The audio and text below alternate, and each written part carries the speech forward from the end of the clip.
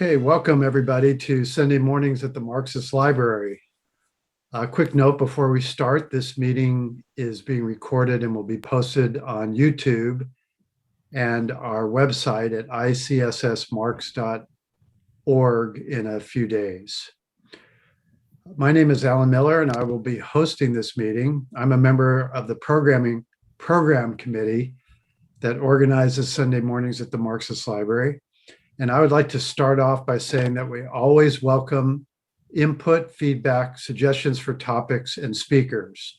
And you can contact us through our website at icssmarx.org. In pre-pandemic times, our program was hosted at the Nebel Proctor Marxist Library located in Oakland, California. During the pandemic and likely afterwards, we will be meeting digitally on Zoom, although we still solicit donations to support the work of the Marxist Library. Well, in fact, I have to say good morning, good afternoon, good evening, because we now have attendees throughout the United States and around the world. We've been doing this for over a decade and a half. Sunday mornings at the Marxist Library programs have been a platform for diverse presentations on a variety of topics, such as political economy, capitalism, socialism, communism, supporting the struggles of the working class, the fight against imperialism, militarism, war, the environmental movement, and the fight for racial and gender justice. We have consciously, and I hope successfully, cultivated a culture of mutual respect and the understanding that we do not necessarily agree on all matters. Rather, this is a comradely forum for political discourse and debate. The opinions expressed here are those of the participants. They do not represent the Icss or the Marxist Library. One thing we are united on is our respect for the work of Karl Marx, and we believe that his work remains relevant today. Our speaker today is Mehmet Bayram, who is joining us from Turkey. And let me just say, I'm going to share my screen real quickly here. This is the first time I have ever gotten up in the morning for a Marxist Library presentation and seen that the headline news on my Google News feed was in fact the headlines from Turkey. So we have an incredibly timely presentation to make today, and want to definitely welcome Mehmet, who has been on the ground in Turkey for several months and is going to give us the lowdown on what's taking place. So Mehmet, why don't you go ahead? You can start your share. Okay, let me do that. Microsoft Word keynote. Sound, share. Can you still hear me? You can hear me, right? Yes. Yes. Okay, cool. Because when you change the sound on the share. Well, okay. Thank you very much, Alan, for the introduction. And thank you, everybody, for joining us this Sunday morning. This presentation was the hardest one that I ever prepared. And I've given quite a few on Turkey and Middle East and so on and so forth, because of the reasons that Alan briefly mentioned. It is that the title also, Quo Vadis Turkey, is that we don't know where Turkey is going. This is the most chaotic, the most crazy times that I've ever seen in Turkey. Not that it was, stable before, but being unstable has become the defining word for Turkey. It is in such a position that I hate to give psychological explanations for political things, but just a couple of days ago, the Bild newspaper in Germany openly said that Turkey was so unstable that they're questioning whether Erdogan is, in his sound mind. And as a follow-up, they are saying, we are scared of what may become to our ambassadors. This is the level we're in. And I'm seeing more and more people openly suggesting that the family or close friends of Erdogan take him to a psychiatrist or a health professional because he has lost it. Now, I'm going to come to this again, is that is this situation because of Erdogan? Or was Erdogan brought to this position because the balance of forces, because of crisis of capitalism, needed somebody like Erdogan? And I'm going to try to make similarities to people in the United States who may not be familiar with neo-colonial countries, what goes on there. They may mistakenly think that because United States, England, Germany, so on and so forth are capitalist, and Turkey, Thailand, I don't know, places around the world, Mexico, are capitalist, they're all one and the same. They're all the same. No, each capitalism has its peculiarities, its historical development, which are the signatures of the capitalism that has grown there, and the relationship to imperialism. Turkey is a NATO country, and Turkey is dependent country. That's how it was built. That's how it came to life. And that's how, like the other neocolonials, being born at the age of imperialism, is serving many bosses. And number one is the imperialist boss, United States. We have seen many times, especially recently, Erdogan seemingly challenging the United States. And this has brought many, many discussions and analysis that, hey, look, the neocolonials, the third world country, let's say, is standing up to the US imperialism.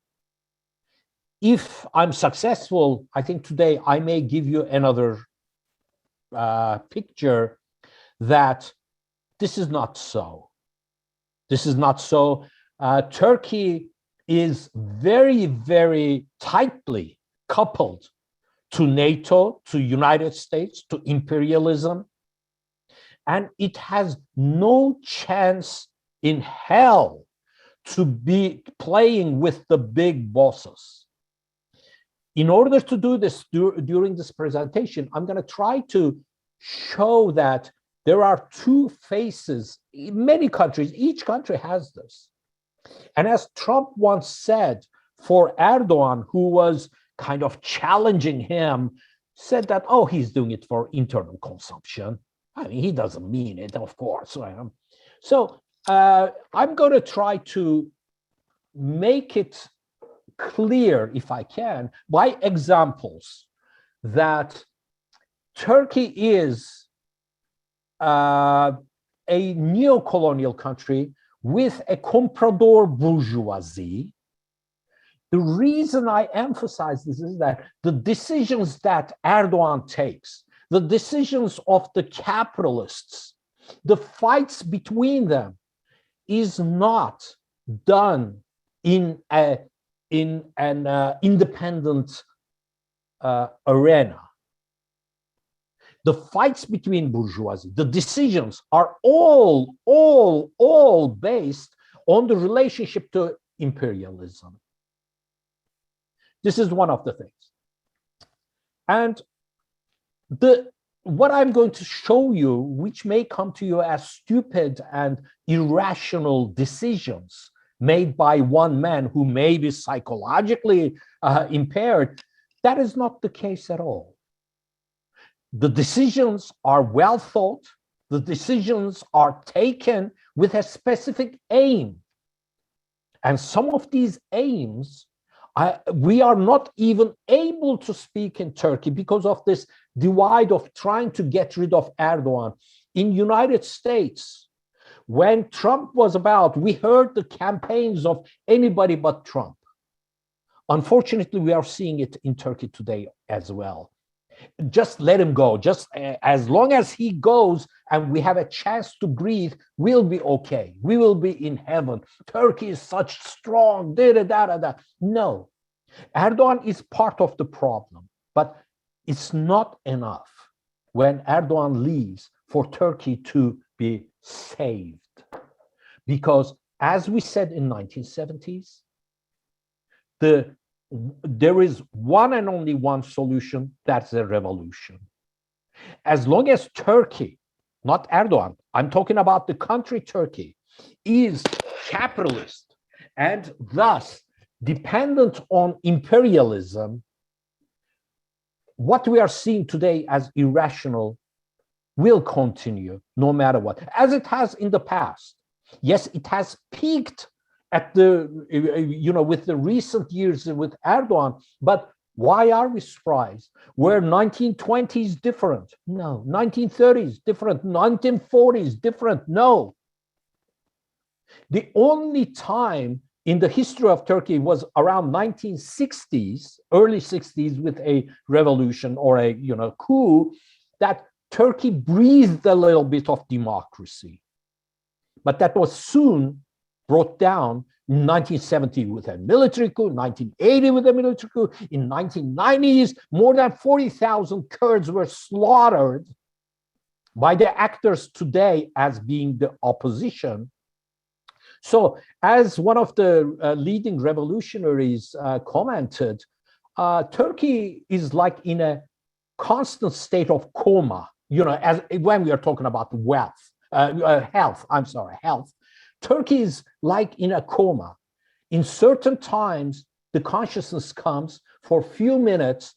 The coma patient looks around, understands what's happening around it, rational, and that few minutes later, it goes back to coma. This is a crisis, a continuous crisis, a permanent crisis that the system cannot solve. And one of the reasons is that the bourgeois revolutions that should have happened were arrested, never completed.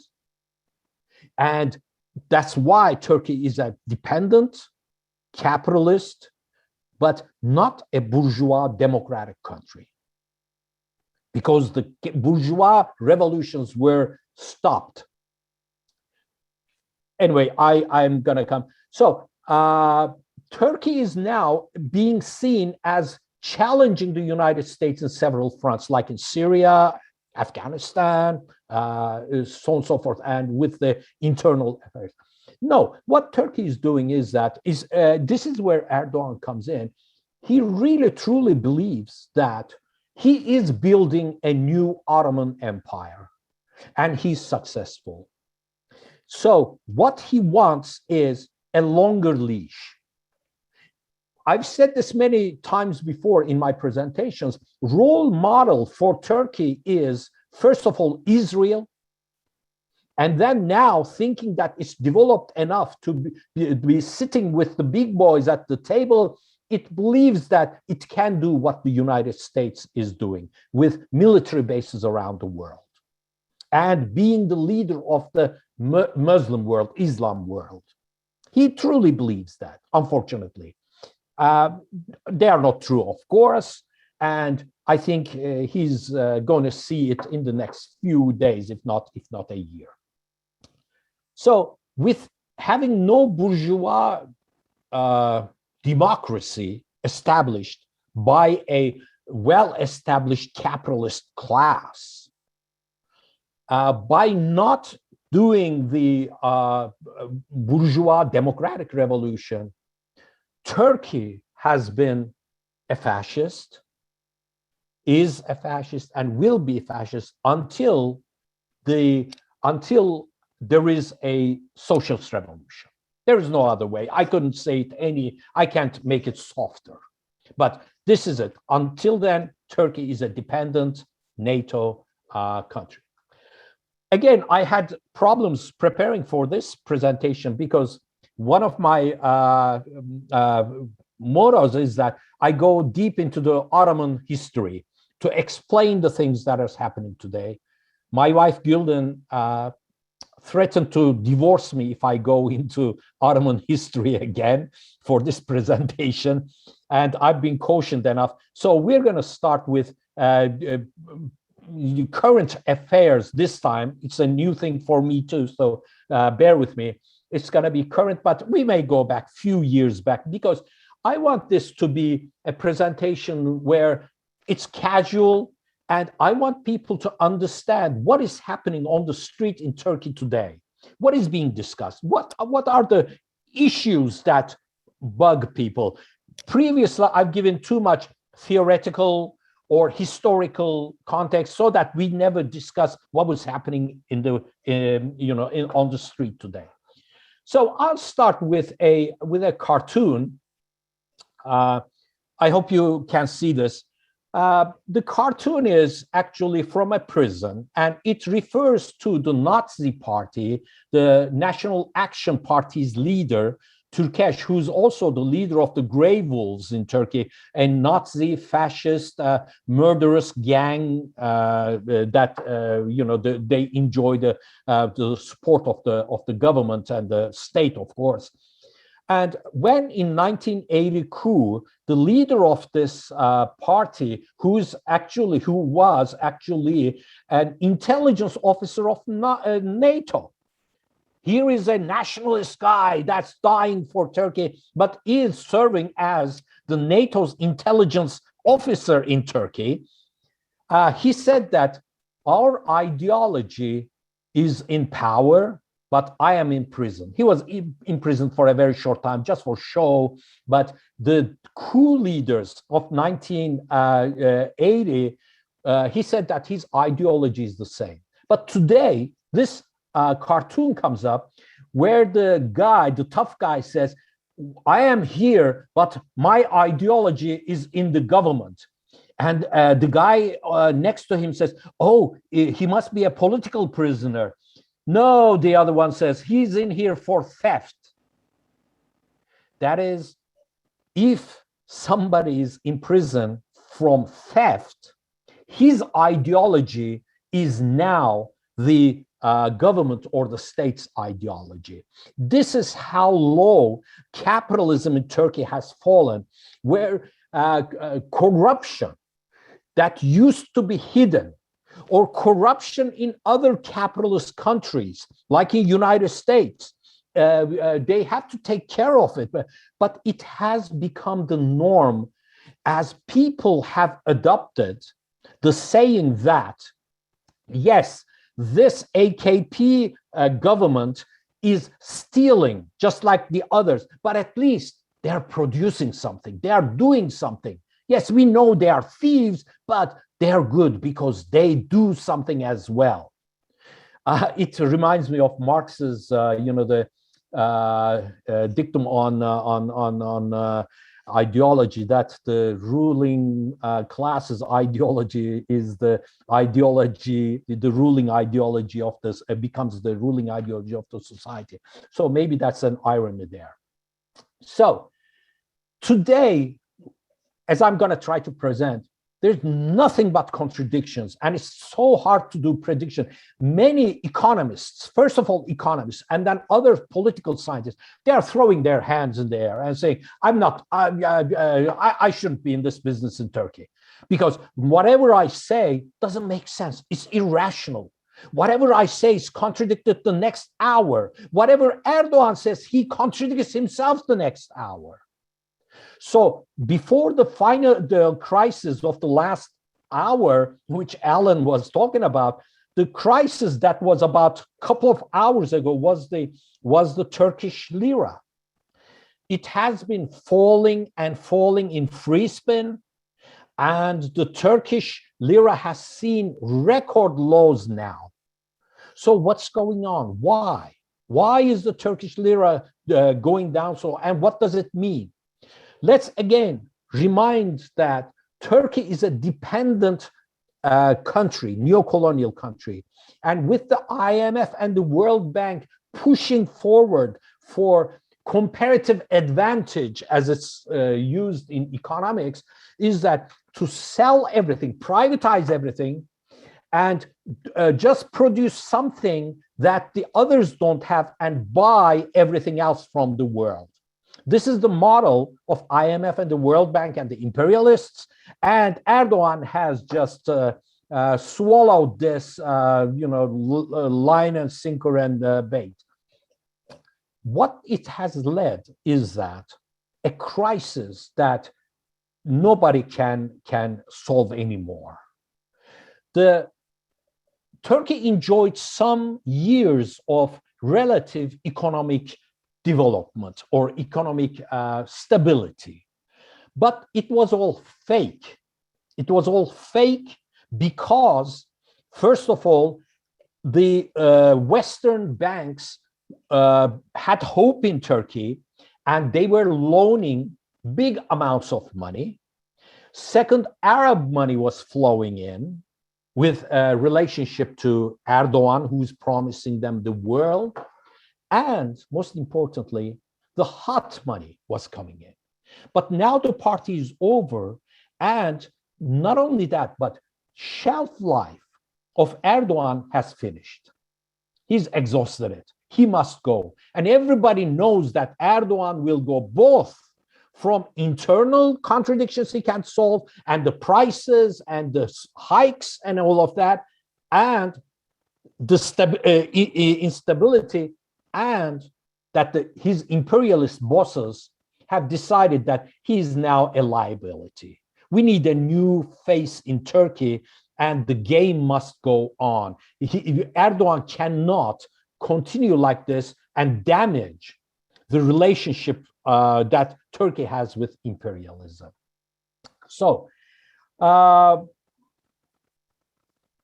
what has happened before this is that Erdogan, again, we were talking before the program, with the support of some of the left, with the liberals, that he was able to secure his presidency by selling some points that was dear to the left.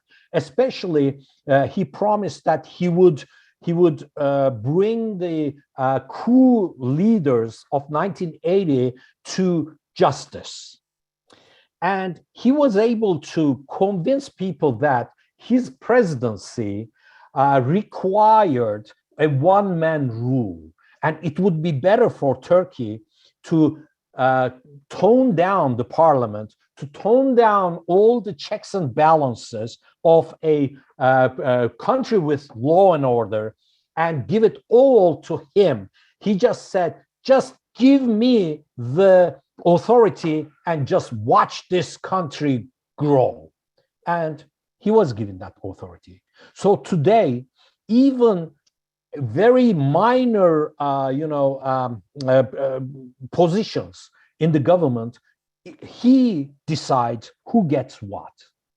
And parliament is nearly gone. I mean, it has no function whatsoever. And he decides on everything. He openly came to TV and said, I am the economist. This is my experience, and this is my field. I will decide how the economy runs. I personally am responsible. Just a quick note here is that in Turkey, to become a president, it is by law that that person must have a higher degree, college degree. And Erdogan has never produced, was never able to produce his college diploma. He claimed he attended one school, but that school has opened after Erdogan's diploma was produced. He has no friends in college. Nobody remembers him. Not a teacher, not a note, nothing. And he did his military service as somebody who doesn't have a college degree.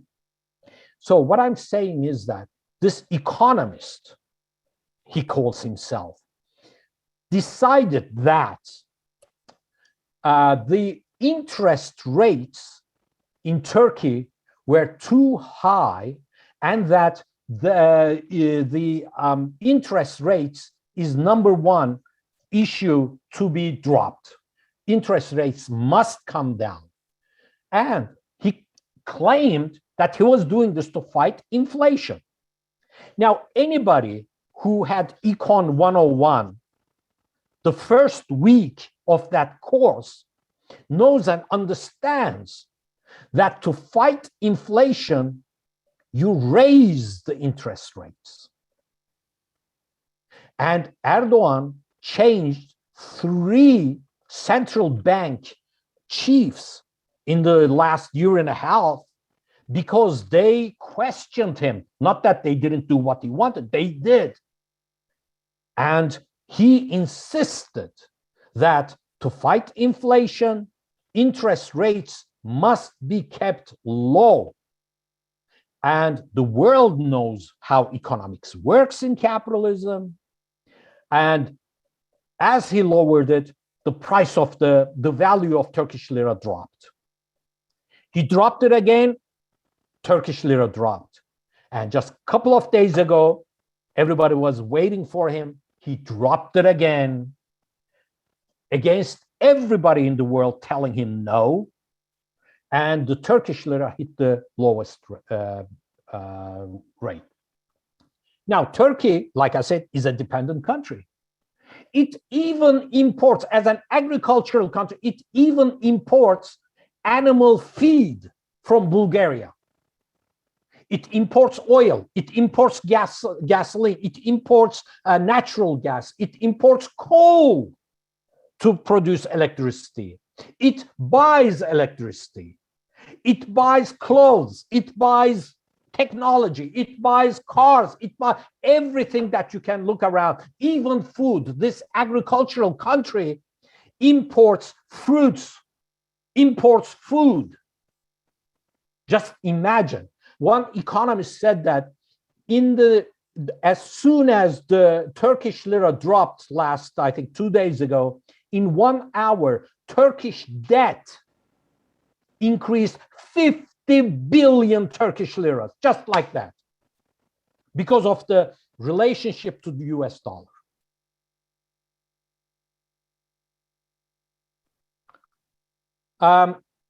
This is the chart of the Turkish lira or the US dollar against the Turkish lira. And like I said, Erdogan believes that he knows everything and he's the Ottoman Sultan, and that nobody can give any orders, that he's the one. And Turkish Central Bank, after so many years of discussion of independence of the central bank, like in the United States, the independence of a central bank is due to this, meaning that, like in the United States, the president elects the chief of the Federal Reserve among the candidates given to him by the banks, but he cannot fire him because of this reason. But the Turkish Central Bank, knowing that they will be fired, the chiefs, knowing that they will be fired if they don't take the orders from Erdogan, are doing something complete irrational and complete against their beliefs. And the people are suffering. Look, there are bridges. If you come to Istanbul, you're going to see huge bridges, wonderful looking. Those are all made and being run by dollars. A foreign company comes in to run those bridges, and they get paid in dollars. One bridge that you pass with a euro, immediately at midnight when this rates change, your ticket to pass the bridge immediately jumped 15-20%. There is a airport in one of the small cities, like it has like about, I don't know, 200,000 people or so in this little city. Turkey built one of the most modern airports to this city. And for the last 9 months, not one single airplane has landed or flew from it. Not one plane, not one. All day long, the air conditioner runs.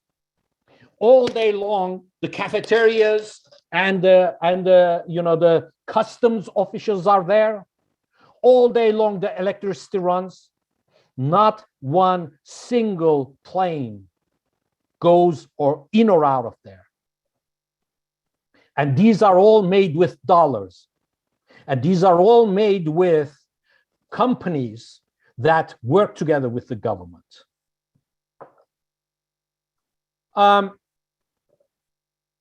The issue before the dollar crisis, which has devastated people, just in last couple of days, people are finished.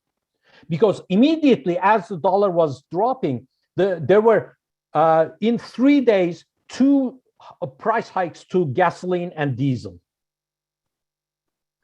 Food prices just gone through the roof. But before that, that's what I'm saying is the chaos, the bubbling of the, it's an explosive situation, is that 128 billion US dollars vanished, disappeared into thin air from the treasury.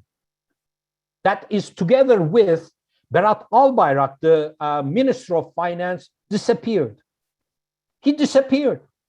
One night he tweeted that he was resigning because of health reasons, and he disappeared. Nobody still knows where he is. It's been, what, about a year, year and a half. He is the son of Erdogan. I'm sorry, son-in-law of Erdogan. And the $128 billion was spent actually, and the government won't say. They will not acknowledge this. They say it's not lost. And they gave so many contradictory answers to where 128 billion is that it makes you laugh. I'm going to here and there come back to the United States. People got a taste of fascism, maybe in its germane form on January 6th with Trump.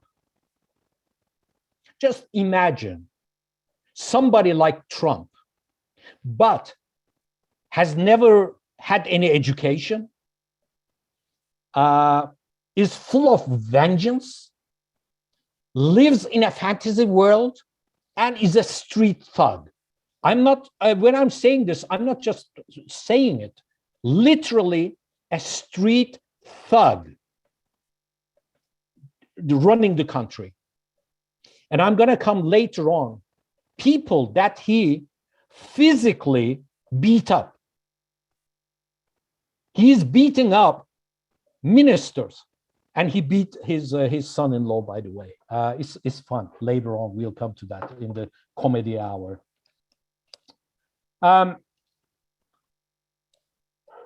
When the 128, look, it's not a small amount for Turkey, $128 billion, okay? It's a I mean, game changer. They said that the money was used, so contradictory that they said they bought gold and the people bought the gold. So now that money is in people's homes and they pay debt and this and that, all lies. In 2 hours, he gives 2 different answers to where this money is and will not say where the money is actually is. So now, when economists calculate with the loss of the 128 billion and whatever is paid to whom, today the Turkish treasury is minus $50 billion. So anybody in this meeting, reach out to your pocket. If you have $1 bill, you are richer than the treasury of the Republic of Turkey. Just $1 bill puts you over to the rich side. We've said that. So the country has no reserves. Reserves are used for foreign trade. Reserves are used as like a safeguard in case something happens. And Turkey has 13.3 billion US dollars that it must pay. And nobody can say how this is going to be paid. This is the relationship. Let me come back to imperialism. This is the relationship of neo-colonial countries. This is not some stupid president didn't know what he was doing. This is how the game is played. And we don't know how it's going to be. Now, opposition picked up the $128 billion. And we are now coming to the democracy, the bourgeois democracy of Turkey. And the opposition put out banners just saying, where the hell is the $128 billion?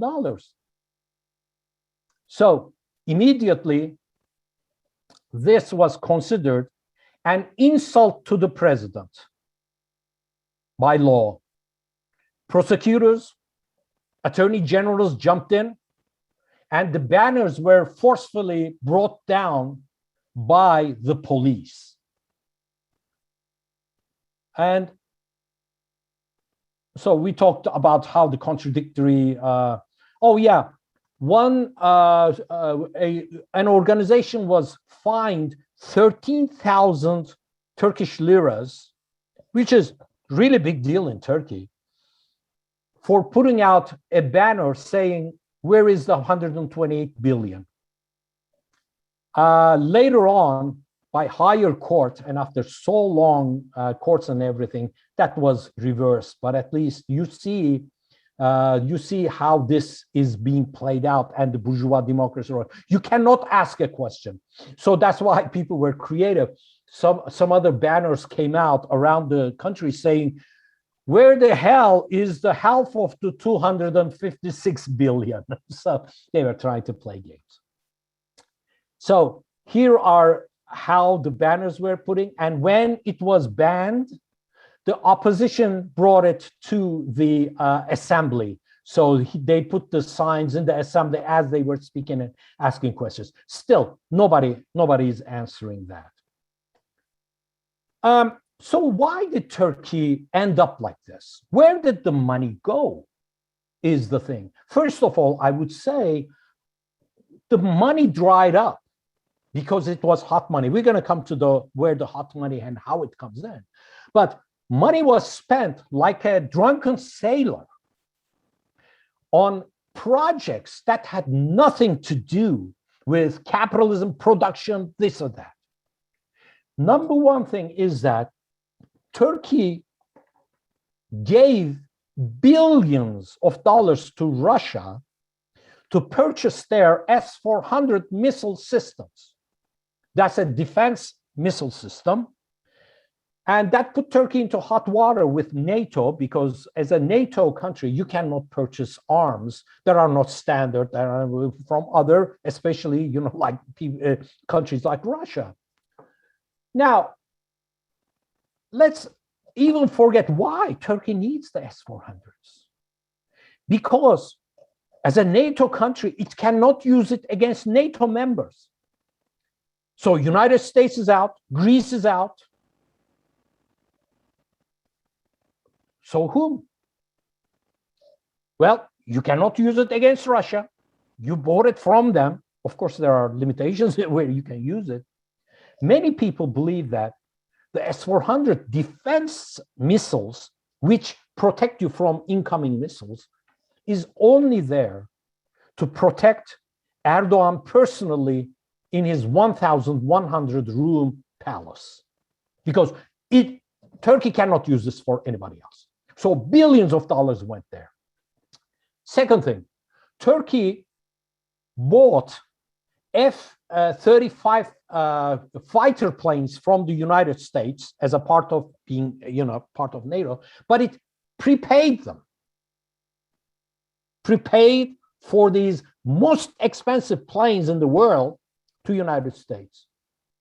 But when Turkey bought the S-400 missile system, United States says, sorry, guy, you paid or not, but you're not getting F-35s. We have your money, we have the planes, but you're not getting either one of them. You're not getting your money back, you're not getting the planes. Just a couple of days ago, when Turkish defense minister negotiated with the American defense minister, America said that, yeah, we can sell you F-16s. And Turkey accepted it. And right now, they are doing the paperwork to buy 40 F-16s, F-35s, and that money is gone. It's going to be used for older technology F-16s. So look at how billions and billions is being used around. Halkbank is a government bank that is on trial in the United States. I don't know if Alan's headlines had the Halkbank in there, is that it was used by Erdogan, his family, and his very close friends to launder money against Iran in Iranian sanctions. So Halkbank is being sued in the United States for fraud.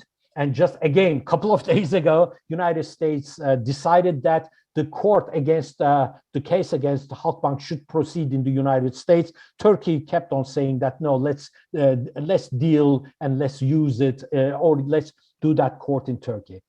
So in 2011, Turkey had a surplus 71 billion. But that money too was just borrowed money, borrowed. So even when the times were good in Turkey, it was all on borrowed time. And this guy that you are seeing is a very, very, very wealthy businessman. He's a dear friend of Erdogan, and he's the CEO of one of 5 companies that exclusively get government contracts. And his company was chosen in the world to obtain the most government contracts.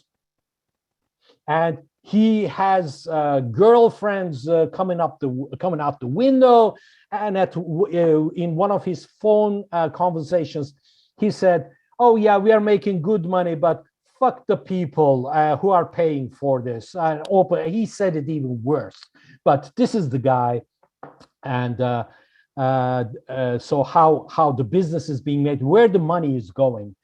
The hot money that came to Turkey came with a lot of baggage in it. What was passed as a peace with wealth law, meaning on the street, what people call is no asking where you found it. It means that, hey, if you have money, I'm not going to ask you how you obtained it, be it narcotics, be it prostitution, be it arms dealing, be it illegal, whatever. I'm not going to ask you how you made it. Just bring it over, man. And the economists and the accountants who looked at the law saying this is a 14 layered armor, because 14 clauses define the things that you could do with your money, and government promises, I will never ever ask you, tax you, this and that. You are free, just bring it over. Of course, with the passing of this law, Turkey is now seeing money coming in, just pouring in from very shady mafia and the gangs. Now, I must say, there was a talk before on how the capitalists are reacting to Erdogan. I must say that Erdogan created a new creed of capitalists. The old capitalists, the I would say, they were the industrialists. They call themselves industrialists and the businessman association. They are the ones who actually control the government and the state. Actually, in 2 military coups prior to that, they had taken a page full of paid advertisement with their letter asking the military to intervene, and the military did intervene.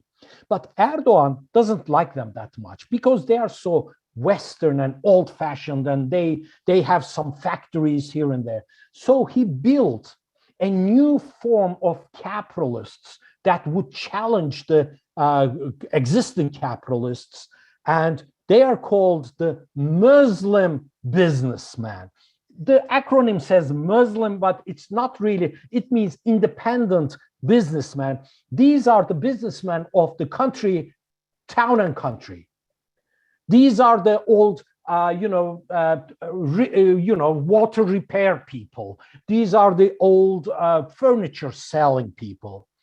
Erdogan transferred the government money in billions to these, and now they have become a competition to the existing established capitalists, and there is a conflict between them because the old ones are very tied to imperialism from their birth, and they want to follow the rules of world capitalism, imperialism, and US imperialism and the European Euro, because their business relies on it. You cannot cut them off. They don't have a contradictory interest against imperialism. They live on imperialism.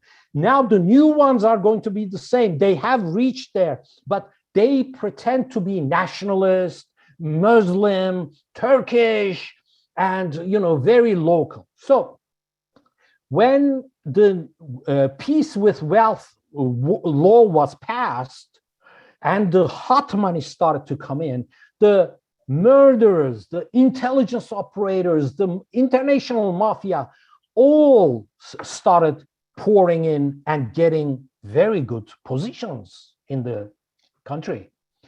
And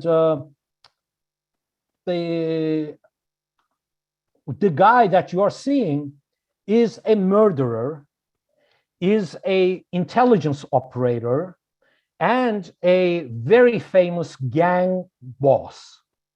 He was in prison for murdering his wife, among other things. I mean, I could go on hundreds of things that he's done. He murdered the Workers' Party members in the 1970s and 80s, and he works for the government. He's very in the same organization as the guy who tried to assassinate the Pope by the Grey Wolves.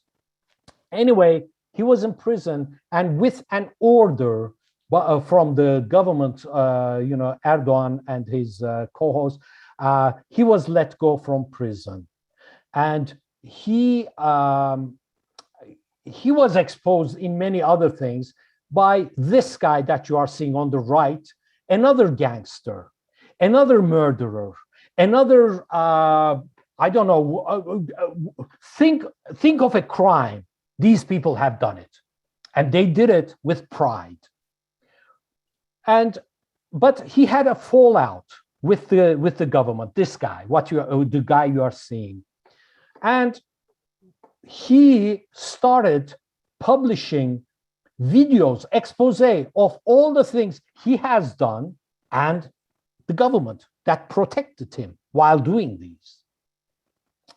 This was a shock to the system. These were, everybody knows it, but until somebody, an insider, comes out and starts naming names and giving numbers, then it's something else. Even that gangster, by the way, I must say, when Erdogan fired thousands of teachers and thousands of academicians for wanting peace, for being against war, when he fired them, this guy said that he would gladly take a shower with the blood of these academicians. This is the level we are talking about, okay? This is the level of nationalism. He is a businessman who has received awards. He was selected as the leading Turkish businessman in Central Asia, among Kazakhstan, Azerbaijan, Uzbekistan. So he is a model of a businessman who is up to his eyeballs in murder, narcotics, and all of that. So he started to name names, but he said that it was the law, the peace with wealth law, that allowed the hot money to come into Turkey. And the government's response to his videos was silence. He started publishing videos every Sunday morning. My God, the entire country, it broke records. No other videos was watched as much as his videos on YouTube in Turkey. Every Sunday, people would wake up real early just to listen to his exposés. Who did what, with whom, and what. So, but the government was silent and they did not answer, but they piled on 309 years of prison on top of the other things, like a life imprisonment that they want from him. It's about 10 more minutes. What? We just started. 11:20. Okay. In this thing, the interior minister was named, and he has a brother who's opened up a business where the government accuses rich people of being a terrorist. Businessman, police come to his door and show him the case that he has connections to terrorists. And the mafia whispered to him to go and see the interior minister's brother. When they go there and pay millions of dollars, the case disappears. This is the business model. And here you see the interior minister at the foot of Fethullah Gülen, who the Turkish government considers a terrorist. So Peker was aided by the government. Actually, when he was doing his gangster activities, the interior minister gave him a police protection and a police car so that he can travel freely around the country. This is where he's in prison, and the chief of the prisons and prison department was regularly going and seeing him in prison, bringing information from Erdogan. This is the prime minister, and he's the one that benefited most from the peace with wealth law, which is, we're not going to ask where you made the money law. And him and his son have more than 30, in few years, 30 shipping containers, ships that carry containers. And his son has like about $17 billion accumulated in Holland alone. And he has connections in Colombia, in Panama, and his ships continuously go back and forth between these countries where nobody knows what is being shipped.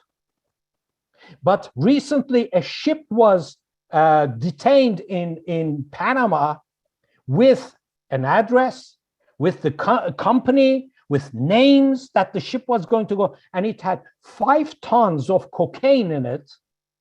And the Turkish government has not opened an investigation, neither to the corporation nor to the names that were in there.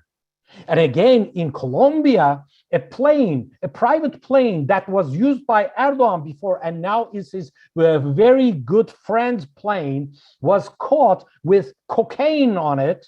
And it's still being kept in Colombia, and not one single investigation has been started on it. I could go on to this guy who is wanted in the United States for defrauding the United States government for $511 million in tax evasion. And he brought that money after defrauding United States to Turkey to buy that hotel that you see next to him, which they call, actually he paid very little, and he went with an army tank to grab this hotel from the previous owner. And this is the source of the hot money that was coming to Turkey. This is the capitalism of a neo-colonial country. But I have to come in because we have less time. Is that why? Why is capitalism like this? Well, I'm sorry to say, but if I was a capitalist and if I was doing business, I would do exactly what they are doing, because in the crisis of capitalism in the world today, production does not make profits, especially in a neo-colonial country. Why waste your time in trying to do technology, production, work with the workers and insurance and payrolls and this and that, while you can bring cocaine? While you can grab a government tank and go and take over a hotel. By the way, that hotel is only a few miles down the coast from us, from where I am right now. And you know what the owners, this guy and the owners have done, is that they were bringing prosecutors, the judges, and the high-ranking government officials to have free vacations in this hotel. And each, you know, if you stay there, some rooms are $10,000 a night. Let me repeat. $10,000 a night to stay in that hotel. But the judges and the prosecutors that came in here were using this free for a week, but they were also provided girls. And their videos were taken. And these videos are being used now to put those judges and prosecutors in line. Those videos exist. And if you are following, I wish we had the time, Cyprus, Turkish, northern Cyprus, government fell because a guy working with that, where's he? That gang member exposed that they were working with another gang member in Cyprus who had compromising sexual videos of the prime minister. And those videos were made public. And the government resigned, and that's it for him. But Cyprus is, only Turkey recognizes Cyprus. No other country in the world recognizes it. And Cyprus is the casino of Turkey, money laundering, terrorist organization, terrorist training. It's a theft. And the Turkish people in Cyprus hate the very essence of Turkey being in their own country. It destroyed Cyprus. Turkey invaded Cyprus in 1974. It's a terrorist center. It's a money laundering, prostitution, gambling center, so that the Turkish money could be laundered there. So they brought down the Cyprus government. So anyway, I'm going really fast. It's 11:30. If you want to go ahead and wrap up, we'll go a few minutes over. Okay. I'm going to go real fast and come to the very, very recent. Please allow me 10, 15 minutes to explain the recent developments. What happened is that Turkey, in its fascism, there is no justice anymore. No justice. And I'm going to repeat, not even a shred, a show of justice left in Turkey anymore. The judges are being appointed, and all the judges are, like I said, they are under Erdogan's rule. And what happened is that the two leaders of opposition, the one on the right, Selahattin Demirtas, was the head of the HDP party, the progressive, the liberal Kurdish party. And the guy on the left, actually, was a businessman, wealthy businessman, but he's a liberal. And he has contributed to the liberalization or democratization of Turkey. And actually, his wife is a very, very respected economist who has translated very prominent and left-leaning books to Turkey. But the government is accusing him of aiding and abetting terrorism. How? Because he is accused of supporting the Gezi uprising in 2013. In 2013, some environmentalists tried to protect the trees that's being cut by the government, and the leftists joined, the people joined, and it became an uprising all over the country. And for about like 9 months, in every city in Turkey, there was uprising of that. Government was surprised, very surprised on why this was happening. But they had a vengeance, and the vengeance came down to Osman Kavala, the businessman who is supposed to help the Gezi protesters. And so they threw him in prison. One of his crimes is to sit with Soros. Is that a crime? You don't have to have a crime to put people in prison in Turkey today. He is in prison for 4 years, just like Selahattin Demirtas. And the European Court of Human Rights have looked at the case and said to Turkey, you don't have a case. You don't have evidence. You have nothing. You don't have any witnesses, nothing credible. You have to let him go. This was 2 years ago. And Turkey said, yeah, we'll see. And they never did. So European Court of Human Rights have warned Turkey again and again.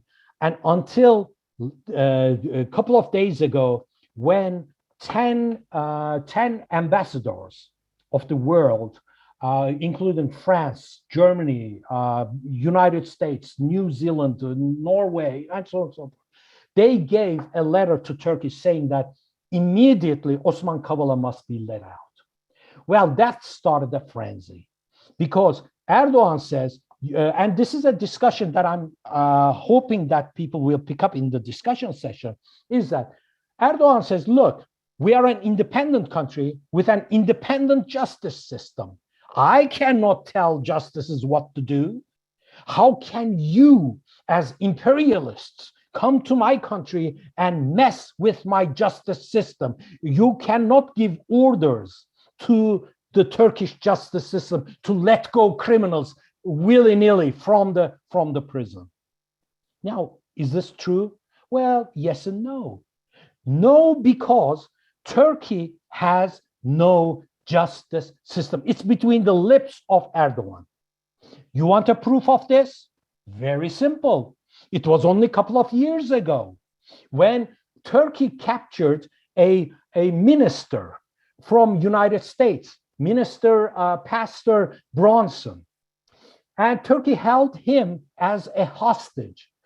Erdogan openly said to Trump, you give me my pastor, I give you your pastor, meaning Fethullah Gülen, the terrorist that the interior minister was sitting at his knee. Anyway, Fethullah Gülen resides in the United States and works for the CIA around the world. So, but they had a fallout, and so now they're enemies, and Erdogan says, give me my pastor, I'll give you your pastor. And Trump said no. So Erdogan said, over my dead body. This is exact words he said. Over my dead body. You are not taking this pastor.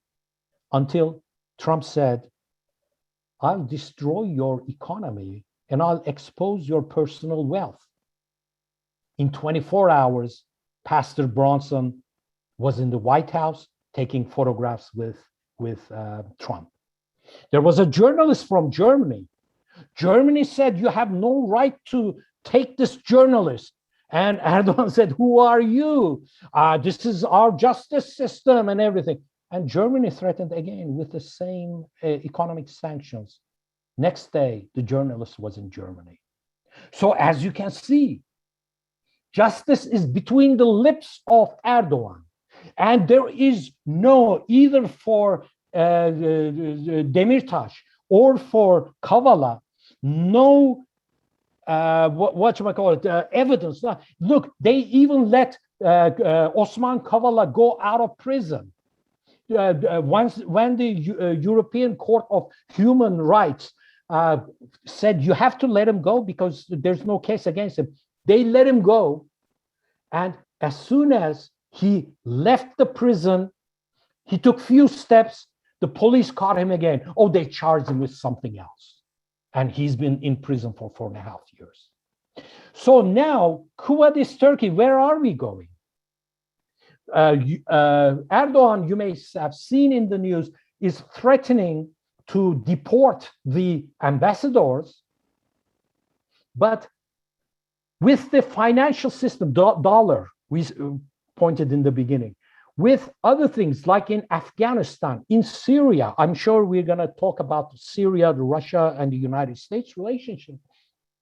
With all of these, Turkey is now in a very tight spot, but it's Erdogan. Erdogan has brought Turkey to here, and yes, he must go. And imperialism wants him. Imperialism brought him to Turkey. Imperialism is taking him back. But the point is, what next?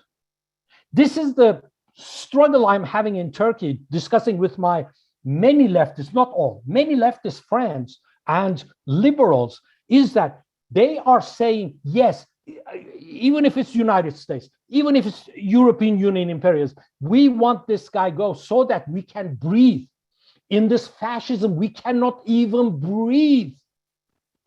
So at least we will have some kind of a order, some kind of a stability where we can organize, we can publish.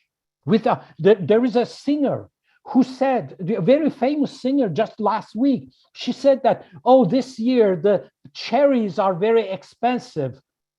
And you know what? Attorney General called her to testify on what she meant and to explain what she was trying to do by saying cherries this year is expensive. This is the situation. And you can understand why people are saying, yeah, United States, go get him.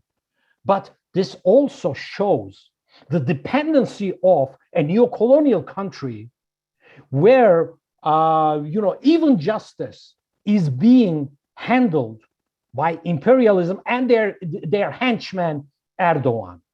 Please remember Trump. I'm ending it. Please remember Trump.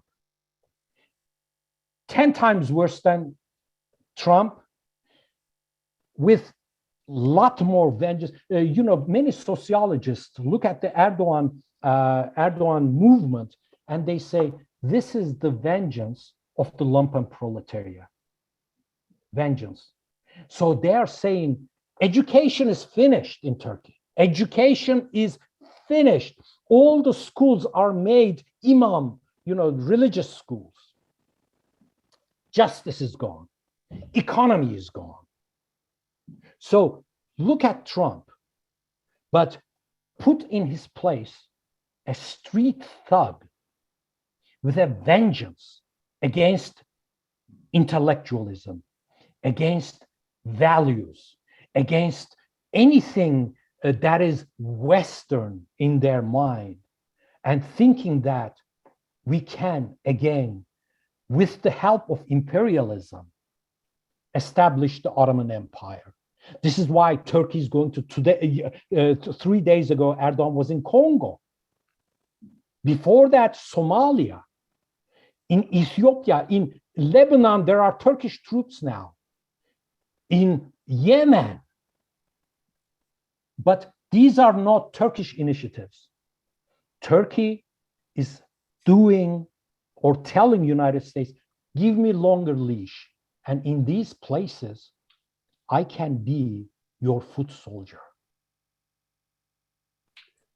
Anyway, let me leave it there, and then we'll pick it up more in discussion. Thank you for listening. And I couldn't get to the whole thing, but maybe later. Thank you. Thank you, Mehmet. Just a quick note. Let's go ahead and stop the screen share. We're going to have a few announcements. I'm going to talk a little bit about upcoming programs and short fundraising, and then we're going to have until 12:30 question and answer from session participants. If you have any questions, you can raise your hand by clicking on the reactions button on the lower right-hand part of your Zoom window, and we will call you in the order in which people raise their hands. So before we go on, let me go ahead and share my screen and talk a little bit about ICSS upcoming presentations. Next week, October 31st, we have Sharat Lin, who will be speaking on cooperative economics. The following week, I believe it's November 7th, we will have a presentation by Raj and Jean on the anniversary of the Russian Revolution and socialism, history of socialism, the October Revolution. Following that, on November 14th, we have Bruce Gagnon from the Global Network, who will be speaking on militarization of space, privatization of space. Everybody, I'm sure, has heard about the private space launches and so forth, and SpaceX. So we're going to be talking about that. And tentatively on November 21st, we actually have scheduled Don Corder from who is an American correspondent based in Russia for RT, who will be talking about Russia and the elections. Very quickly, Richard, if you want to just say a few words about donating to ICSS, we'd appreciate it.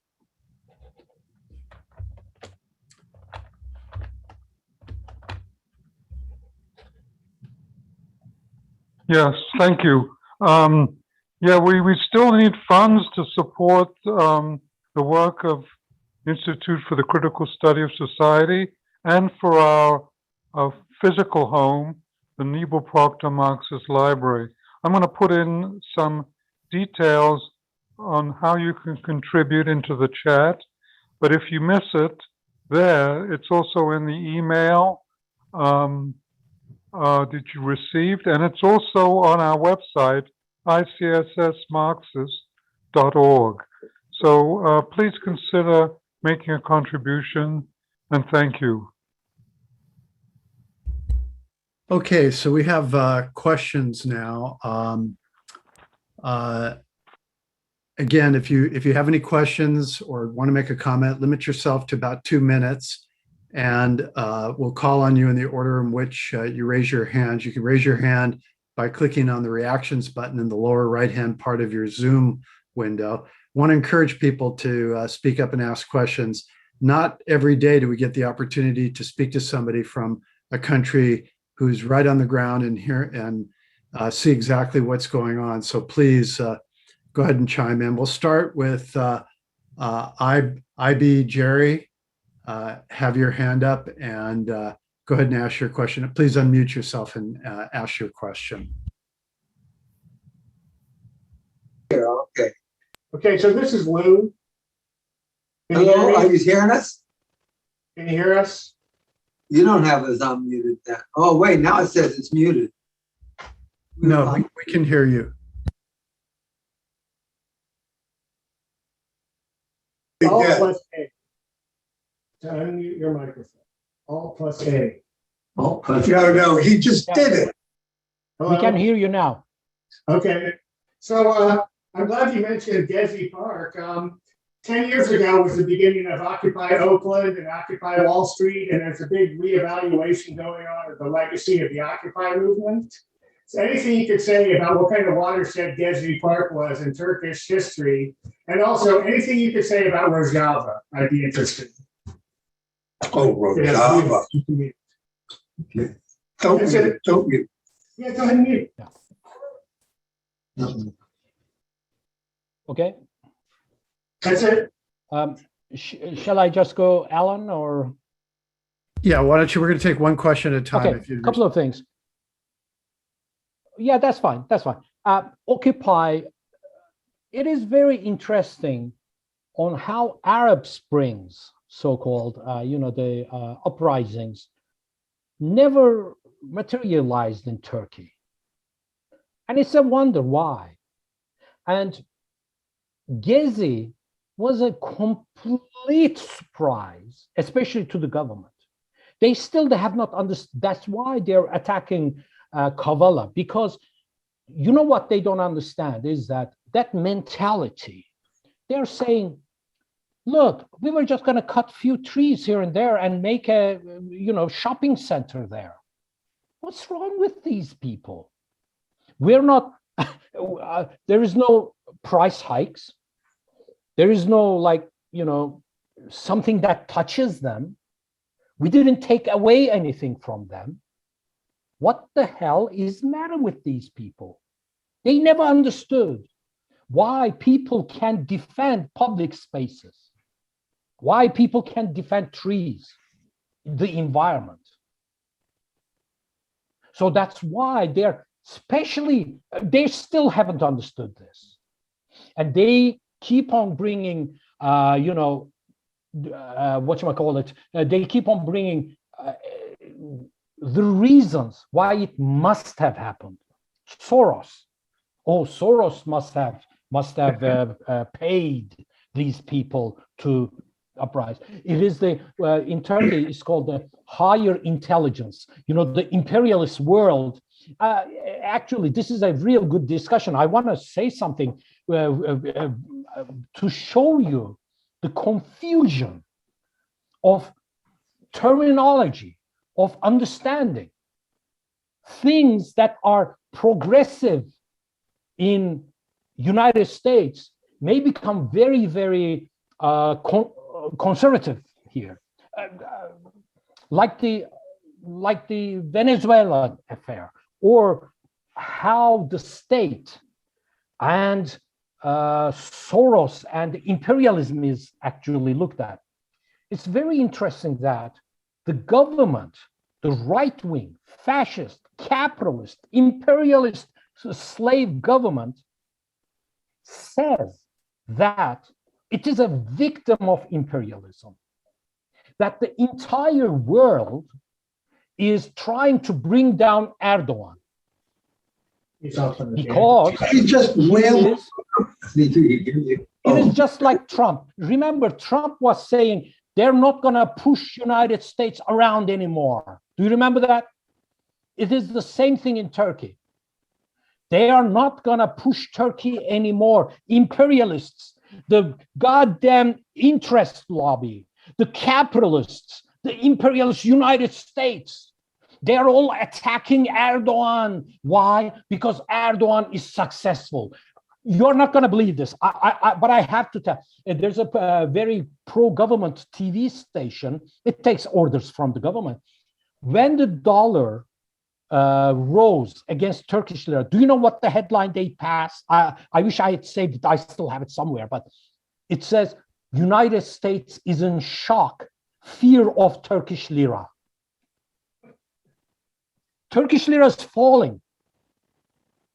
And the same propaganda goes in saying that the reason why imperialism is attacking us is because Germany is jealous of the progress that Turkey has. And, with the truck drivers, I don't know if you're following the truck drivers issue in England, and there are some supply chain problems for cars and chips and everything. Erdogan used this on TV. He says, with a smiling face, he says, look at the United States, How are they, These days, what are they doing? They don't have food. They are hungry. Their grocery stores are empty. How about that? They are jealous because we don't have that problem. So this is the propaganda that they are bringing in. And with the Gezi, they propagandized that this was a game of imperialism. The higher intelligence, the interest lobby, because they can't stand Erdogan, so they are paying people on the street to bring up. Gezi was one of the most democratic, the most popular uprising that I have seen, especially in the recent years. Unfortunately, it did not go where it should have gone. And maybe we will discuss later on in my criticism of the left, I shouldn't say criticism, but somehow shortcoming, is that, look at it. This is a topic that's being discussed even in the left today, is that because there was a new declaration that the left is trying to form joints or fronts, united fronts and everything. So a lot of liberals now, critics of the left, are saying, no, the left should not unite, left should change. We are against left uniting. Well, whatever. But the thing is that the left, unfortunately, has not led Gezi in the beginning. Later on, it was the left who organized it. I mean, I was involved in, my friends actually were involved. I was kind of like in distance. For the first time in Turkish history, we could publish or, like stream videos street by street as the cops were chasing people and people were chasing cops, and all night long and all day long this was going on. We had TV stations set up to show this. The left was able to do this. But there is something shortcoming that the left is not able to grasp. Left is trying to attach itself to the movements that come from the ground. Miners go on a strike, then the left goes there. Women take the initiative and fight on the streets, and the left then goes on over there. Environmentalists, there are many fights going on where the peasants who voted for Erdogan are fighting against dams on their rivers and streams and everything. And then left goes there to latch on. Let me go ahead and we're going to move on to the next one more thing about Rojava. Go ahead. Rojava is an anathema for Turkey. Not only Rojava, but Turkey's existence in Syria has one and only one reason: to destroy Kurds and any of their initiatives. Turkey has sworn, and we can go to the history of this, Turkey is a racist country, okay? We have to say this. It is openly racist. And Kurds are paying the price. It was Armenians before, the Greeks before, the Assyrians, whatever. Turkey is not going to allow any Kurdish formation, especially at its borders. Look, to show you the animosity. In Japan, in the world, Japan, in one university, in one college, they started teaching Kurdish. In Japan, Turkey officially protested that. You cannot speak Kurdish even in Japan. So take that as Rojava, what the people there are trying to do as an experiment, as an experiment in democracy and equality and environmental production, so on and so forth. Turkey doesn't give a shit. Look, I'll tell you how Turkey is involved in this. I mean, only 2 days ago, there is a OEC, there is a form of body that puts countries in the list of black, they call it the hot money and support for terrorism. Turkey is now in this list as of 2 days ago. And to tell you what's going on in Rojava and ISIS and the jihadist movement there was a or ISIS in English, ISIS leader who decided to give Turkey a punishment. And they captured 2 Turkish soldiers, and on video, they put them in cages, put gasoline on them, and on video, burnt them alive. This was shown in Turkey. And you know what?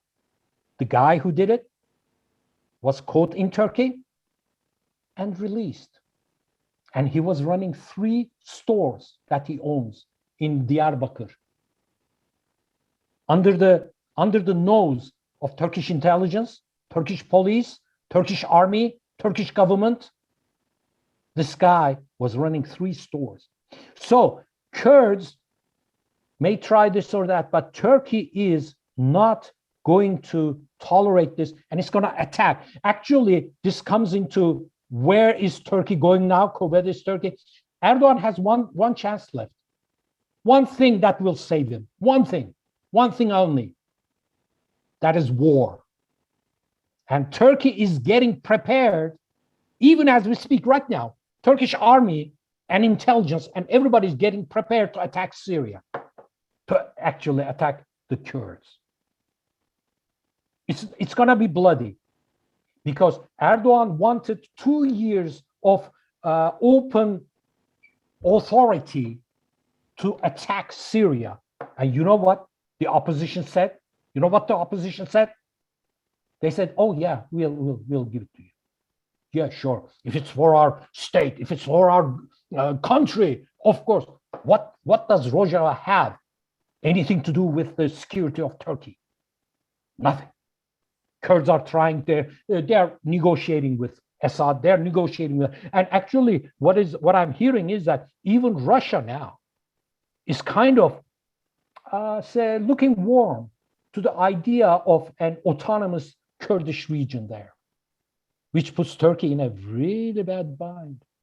So Turkey needs, Erdogan to stay in power. The only thing that'll save him is a war. And Okay, next question is Trajan from New York, followed by Raj, followed by Jean, followed by Yusuf, followed by Richard W. So Trajan, if you would unmute yourself. Yes, it seems that Turkey is trying to use high technology to intervene in other countries. For instance, the war between Azerbaijan and Armenia, Turkey supplied a lot of high-tech weapons, drones to Azerbaijan, and that helped defeat the Armenians. And then you have the situation in Libya where a story came out that Turkey used artificial intelligence on their drones, which would automatically kill people without human control. Then also Turkey has been training and selling high-tech drones to the Ukrainian fascist army, which is being used against Eastern Ukraine. And I read an article that Russia was not too happy about it. And soon later, Erdogan met with Putin. So I'm not sure what the outcome was, but I haven't heard any more about those high-tech drones being used in Eastern Ukraine. They may be still, but it just seems like Turkey's trying to expand, become a world power and use high technology in that aspect. That's my comment or question. Yeah. May I respond? Very good observations, very good observations. But this is problematic. First of all, Turkey advertises that it's using its own high technology. It is not. It is not. Turkey doesn't have that. Look, Turkish education system is finished. You don't have qualified people or the factories or places to do this. Why? Why am I saying this? First of all, 10 years ago, exactly 10 years ago, Erdogan said that Turkish-made plane is now flying the skies. He said this. We did it, he said. It's done. It's finished. What are you talking about? It's already flying out there in the sky. It's been 10 years. Nobody saw that plane land ever. There's no factory. There's no place. There's no plant. Then Erdogan said that, our cars, maybe 5-6 years ago, Turkey was going to produce its own car. Then they showed in a automobile show, they showed the Turkish car prototype. The design was stolen from a Hong Kong car show. The motor is coming from some country. The axle is coming from another country. The technology in it is coming from somewhere else. They couldn't even do the design, just the looks of it. And Turkey is going to put together. And this was supposed to be done 5-6 years ago. There's still nothing. They're now promising 2022.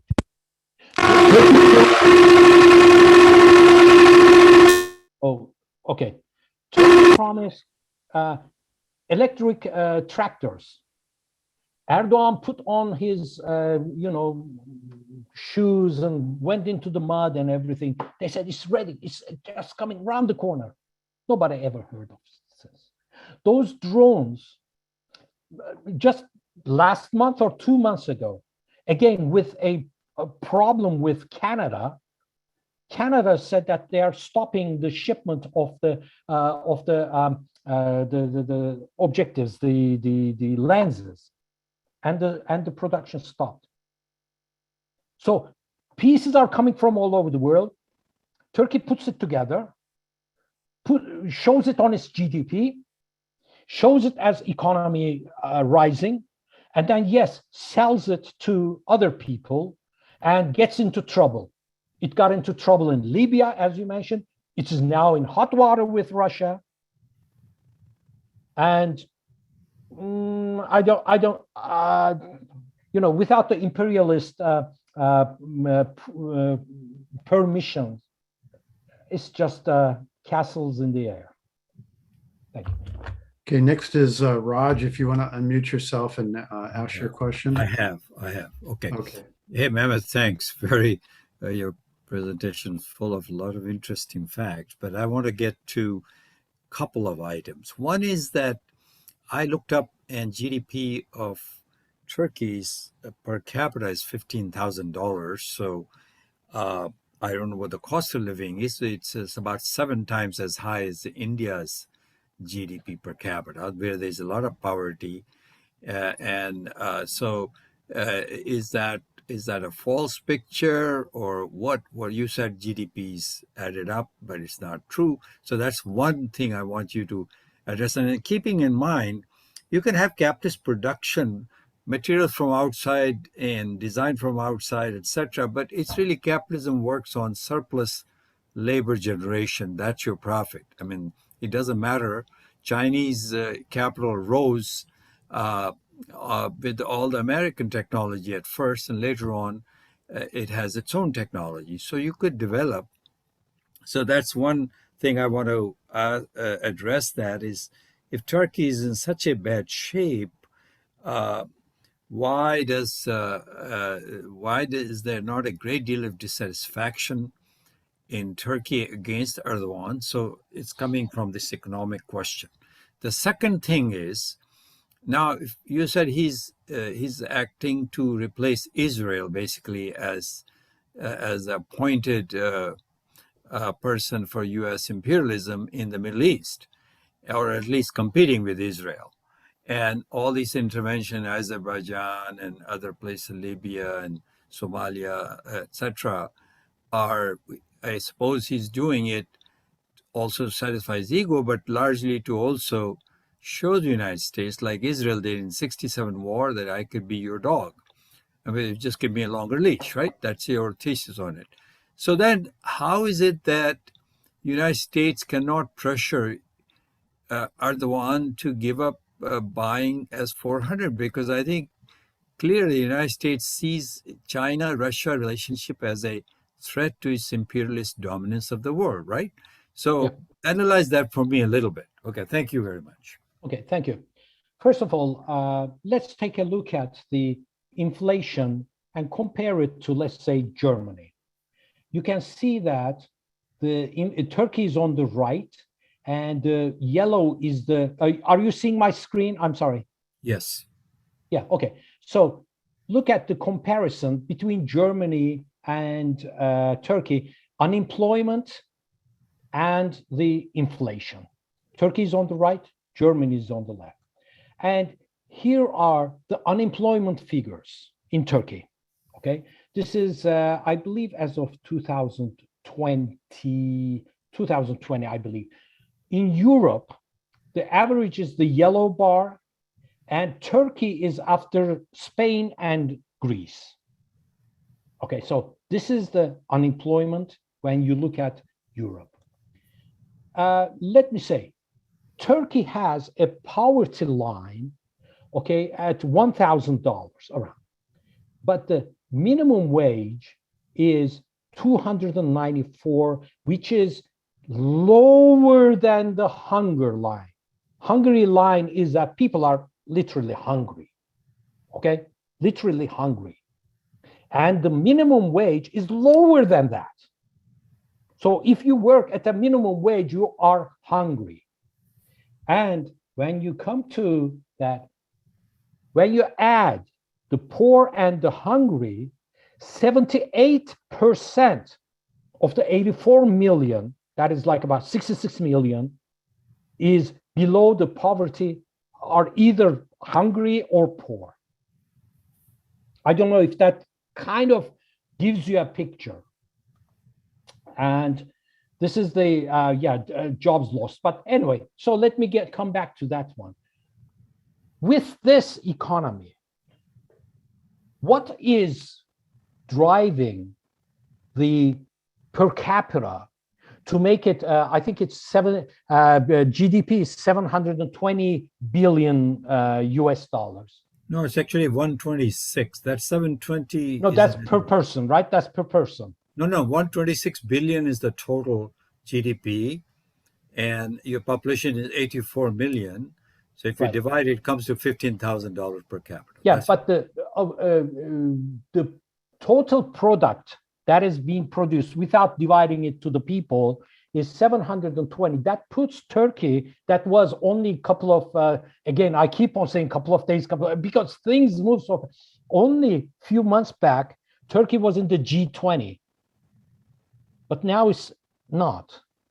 In 16, 17, it was the 19th economy in the world. Now it's 21st, came down. So how does this work? I'm really thinking, I don't know, Raj, but the reason why I did look at it in the statistics, but every single economist, except for the government appointed ones, they do not even look at the statistics that is being produced by the government. It's a lie, just open lie. Look, when the unemployment was in the DISC, the left-wing Confederation of Labor Unions, the progressive labor unions, they have to publish these, what you are seeing today. And in every one of them, they kind of joke, saying how the government is producing statistics that has nothing to do with the real life. Nothing whatsoever. I'm going to show you something to show you. In Adıyaman, 3,900 people waited in line to get a job opening of 6 cleaning staff. There was an opening for 6 people who were going to do cleaning.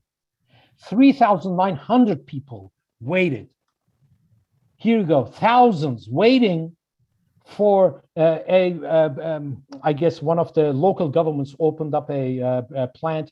380 people were going to be hired, and thousands waited for more than 8 hours just to get their name in for a lottery. I know people around me who has master's degree in agriculture, and we have to say how this is working. Look, for employment, there used to be an examination, okay, for government employment. You needed to take a written test. And by the way, the government, the Fethullah Gülen, they had stolen those tests and everything, and they got their people. Let's pass that. But you had to pass a written test. Now Erdogan changed it. You have to pass the written test and a verbal test. And in verbal test, they ask you how many prayers you know, How is, what did Muhammad do in such and such? If you don't know, my relative who finished the written exam as the third, he was from the top third, and he's still unemployed because he didn't answer the verbal interview. So that's why I'm not so sure how they do it, but if it is the government saying it, it is a lie. You also asked Israel. Yes, that is the Turkey both wants to replace Israel in the Middle East. They openly said Israel is sticking out like a sore thumb in the Middle East. Middle East is Muslim, Islam. They need, their mentality is that Middle East needs an Islamic leader. That's why Israel can never be a leader there for the United States while being a Jewish state. So that is why Erdogan gets excited that he could do the job. And for years, as you know, in my presentation, I say Turkey has to prove itself to the United States that it can do what Israel does. And Israel is also a role model for Turkey, role model.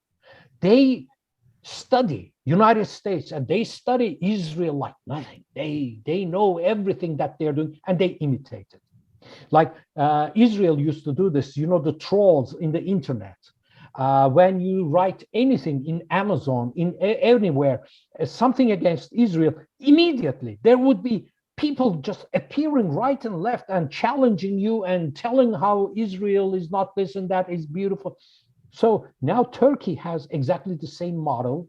They are paid students who are kept in communication, Ministry of Communication, and that's what they do. They troll and they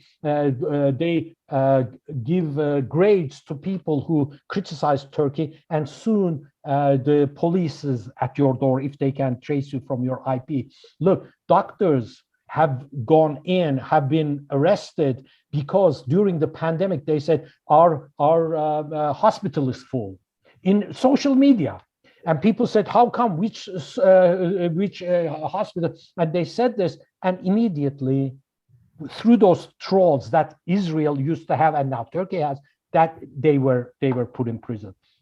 Now, okay, next question. I'm sorry, just one minute. No, Raj, does that kind of answer your question? But one more thing is that in order to do this, Turkey must be militarily very strong and intelligence-wise very strong. But let me say one thing. With the 2016 fake coup attempt, Erdogan cleaned up all government offices of those who were loyal to Fethullah Gulen as terrorists. And he still keeps on doing. Just 2 days ago, again, in Ankara, they captured 128 soldiers or military staff, accused them of being Gulen followers.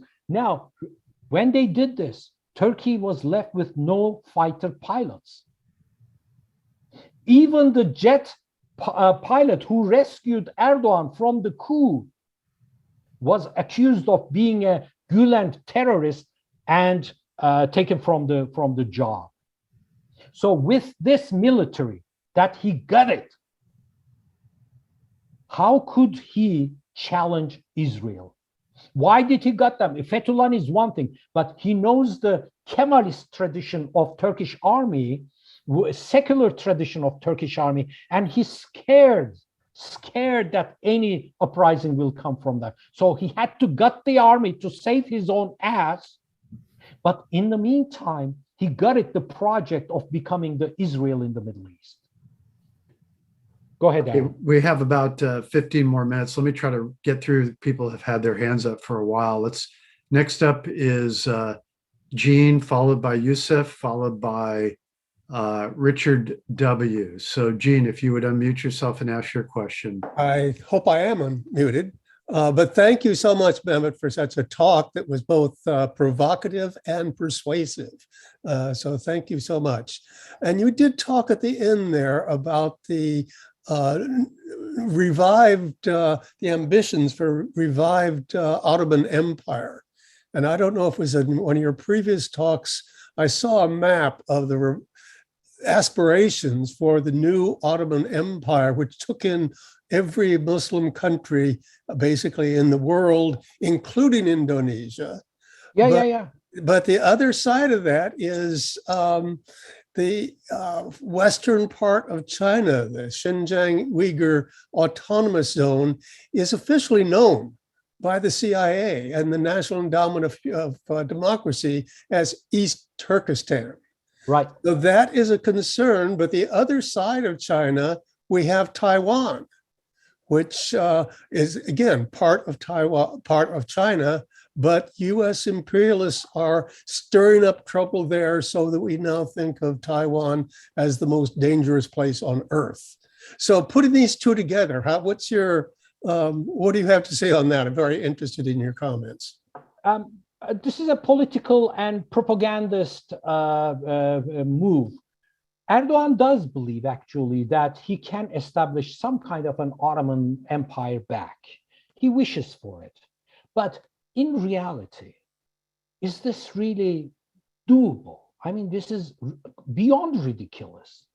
Last time, let me say, today, an opposition party, the Good Party, E Party, that comes from a fascist and Grey Wolf background, it was their anniversary of establishment, and their leader gave a talk, and at the end of the talk said, we will continue with our Red Apple project until we establish Turan. So Red Apple project is the project to bring all the Turks in the world together, and Turan is the project that Turkey goes, like you said, all the way to Indonesia. But wait a minute, they don't stop there.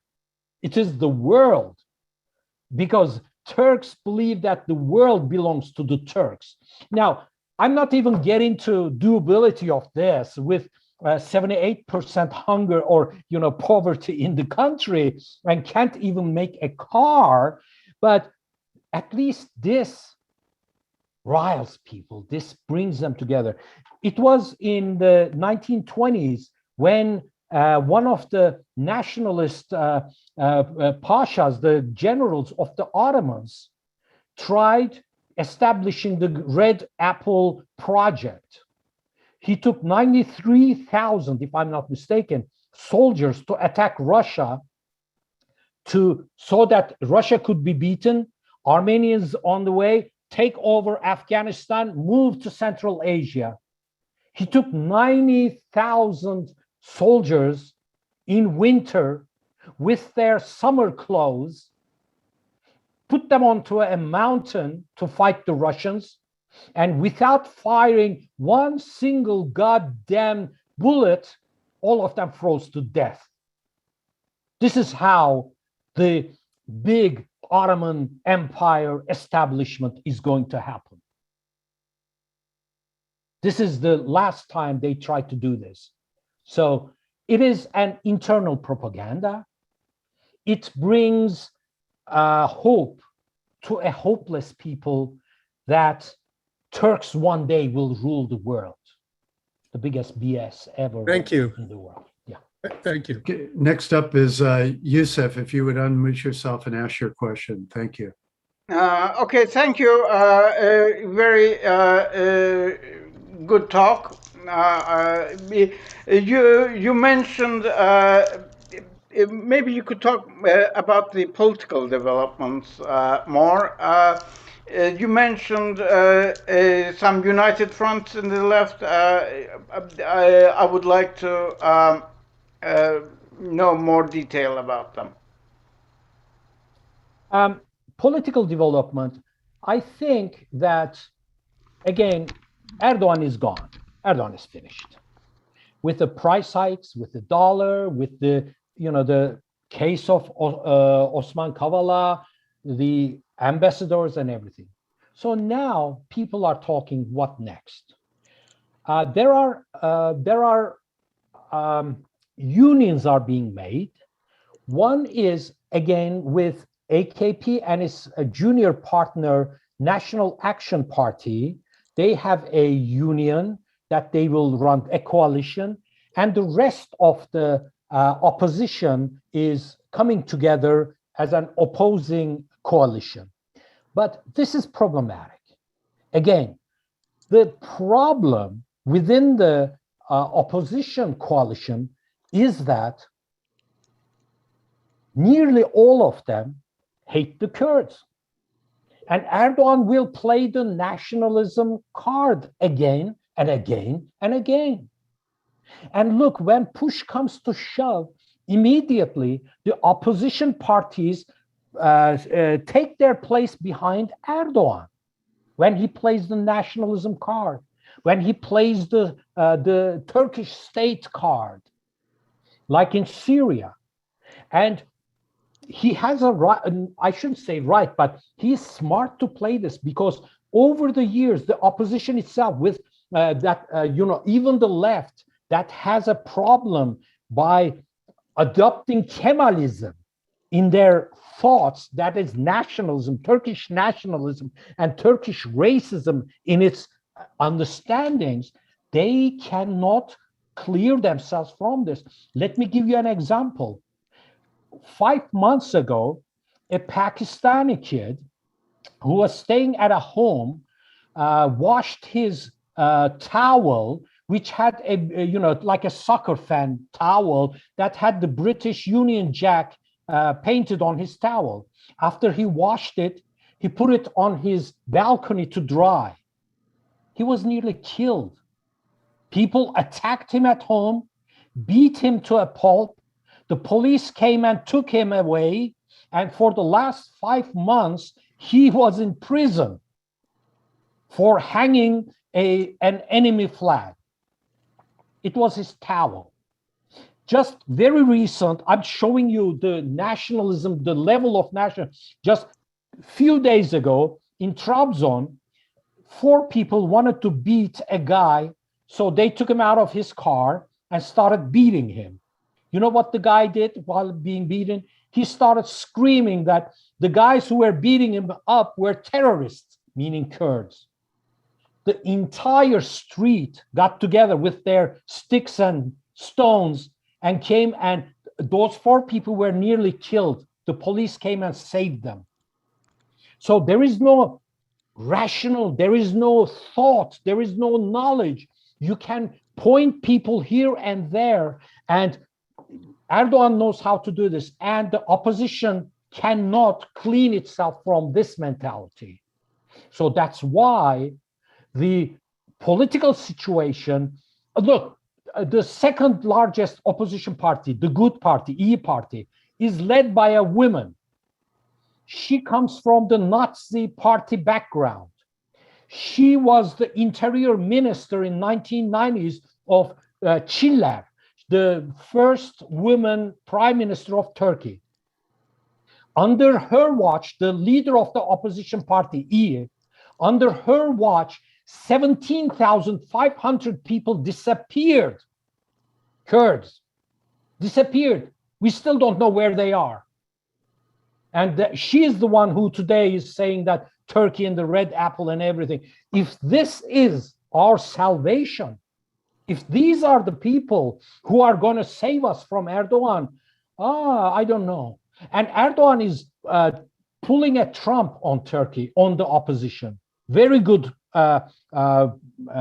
strategy. What he's doing is he has destroyed the country so bad that 100 years won't be enough to bring Turkey back to what it was before. Not that it was a shining example. How are you going to do education when you don't even have teachers, or teachers are members of religious sects, which is what it's today? How are you going to put judges so that you have an independent justice system when all of those judges are being, let me give you one example of Erdogan's son. He has no official position, but he formed a fund of, foundation. And every businessman is forced to give millions of dollars to this foundation. Okay. Now, a secret documents just got released 2 days ago. They just got released that they had lists of people who they will appoint to certain positions, being judges, being police, being, in the ministries here and there. This foundation that has nothing to do with the government is keeping lists of people that they will replace, and they are replacing. And one of the court cases against this foundation was looked at by a judge who this foundation had placed. So here you are, and what is the opposition going to do? It's a very, I'm not, it's just that a huge problem. That's what Trump tried to do, destroy everything before you go so that the next ones will fail, and the next ones will fail. The left, there is I think they call it the June Initiative, revolutionary left and the rest, they have been discussing this for a long time, very long time. But I'm not so sure. I'm glad there is some kind, I don't know the very much details of it yet, but they are talking about forming a united front because they believe Turkey is fascist, and that to fight against fascism, a united front must be formed. And that's why it's a little late, but they have the experience of 1970s. I hope they'll put them together, but I don't have much. What will they do differently than today?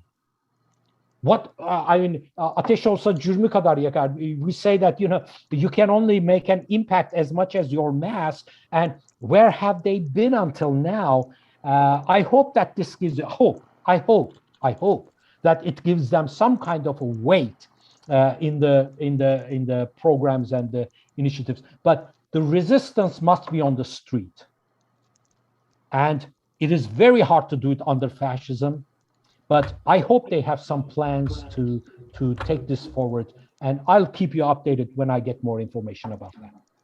Okay, we're getting near the end of the time. I just want to call on a couple of people who haven't spoken up. Richard, you had your hand up for a very long time, followed by Norma, and then Raj, and I think we're going to end it after that, at least this part. So, Richard, if you would go ahead and ask your question, please.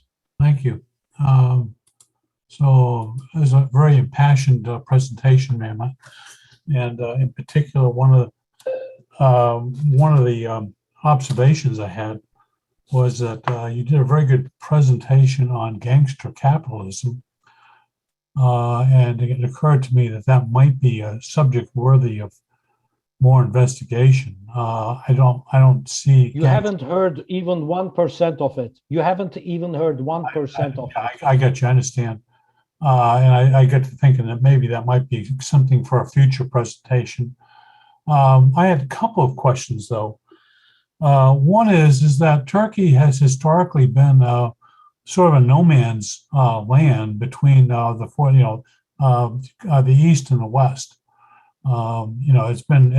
It's gone back and forth. Christianity, Islam, Christianity. A lot of influences coming from East Asia into Turkey and from the West, the European area, as well as, of course, Africa. So one question I had was this, and that is, in what sense is Turkey's position today a reflection of Biden's shift from Russia to China? That's one question I had. And the other question I had, and I think you sort of maybe addressed it a little bit, but I wanted to follow up on Ann's question about the lack of in the United States. I noticed that it seems to me that the left here precedes the management of the left. In other words, that you mentioned that or I think you alluded to that the left in Turkey is trailing the popular left, if you will. And I seem to see that same kind of thing happening here in the United States. So I was wondering if maybe you could address that a little bit more. Thank you. Good questions. let me go to really, first of all, very small. Gangster capitalism, it must be addressed. And I mean, every day I read more about it, I see more about it, and my jaw drops. I had businessmen there that are, you know, just unbelievable. The triangle of the state, capitalists, and gangsters. None of them can exist without the other. This is the system that we have come to. And what is scary is that they used to do this in secret. Now it has become the norm. So anyway, Turkey is in a you know, between a rock and a hard place, choosing bosses with United States and Russia, and of course the China. Look, let me give you an example. I spoke a little bit. I think Eugene asked about the Uyghurs in eastern China, that Turkey insists on calling it East Turkmenistan.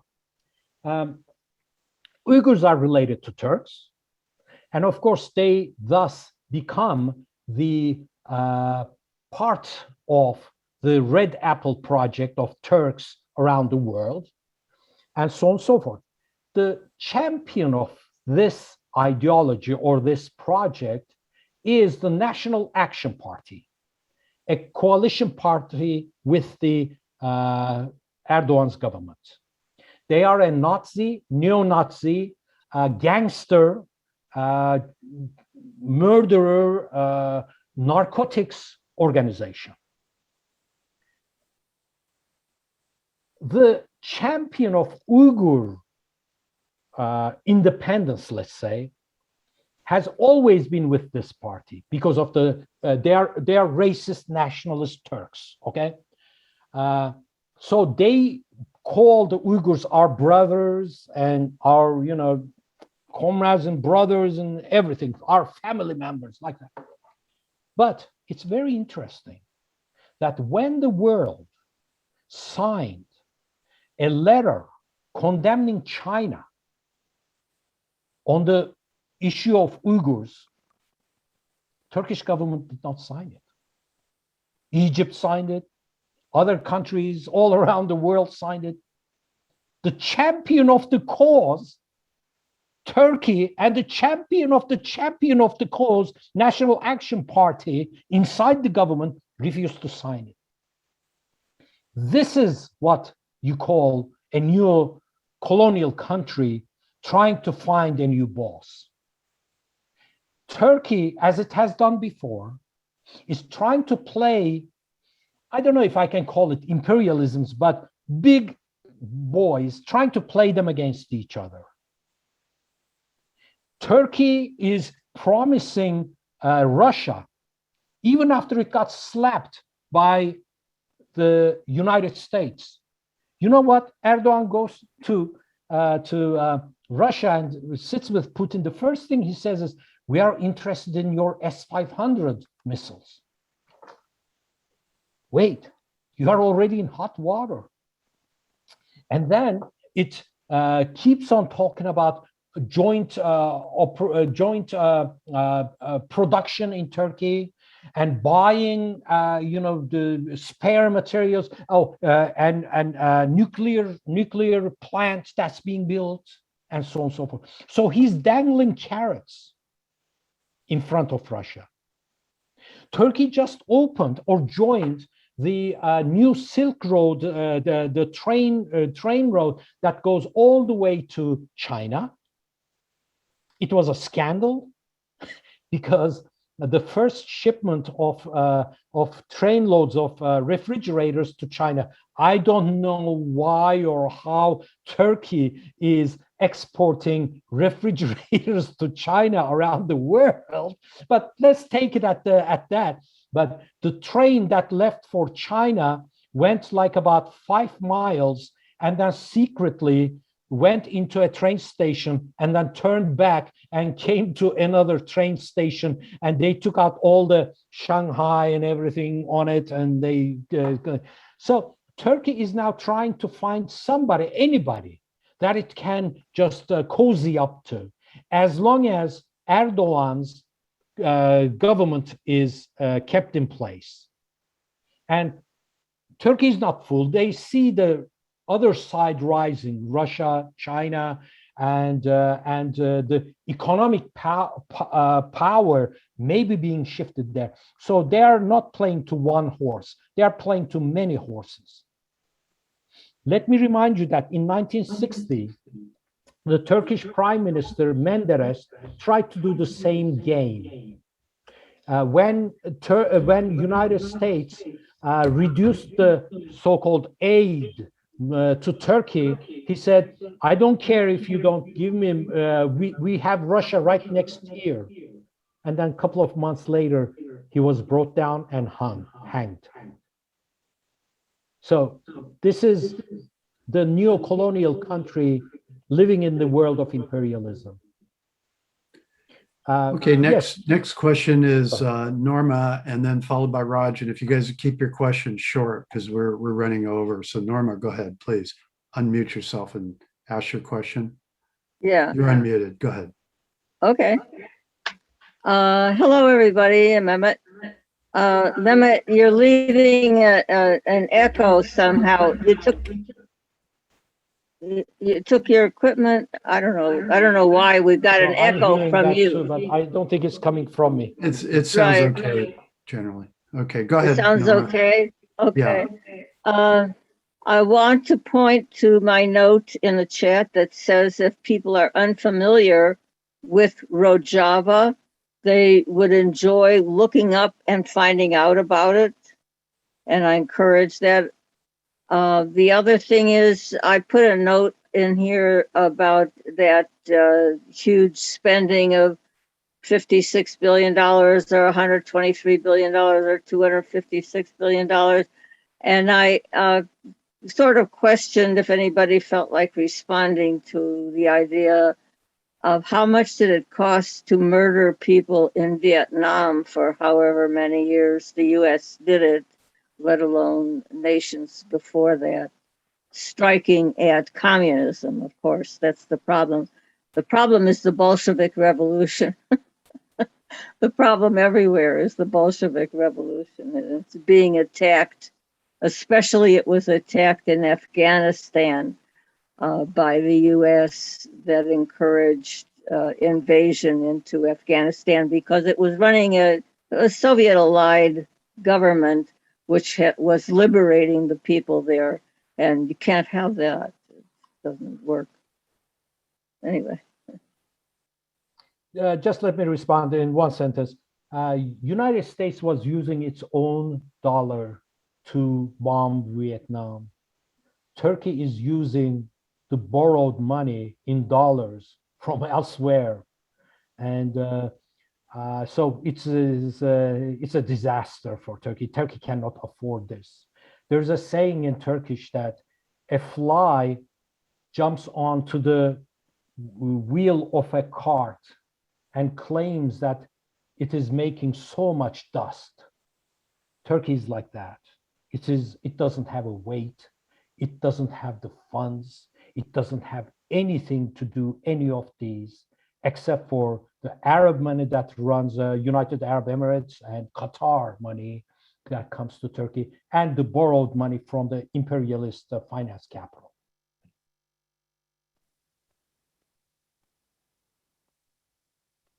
Can I go next? Yeah, Raj, last question. Okay. Go ahead. Yeah, please. just a clarification on that S-400 which was part of my original question is, you answered it that there is a rival bloc of powerful countries, capitalist countries, or run by Communist Party, but there's capitalism very powerful and export and it's going on.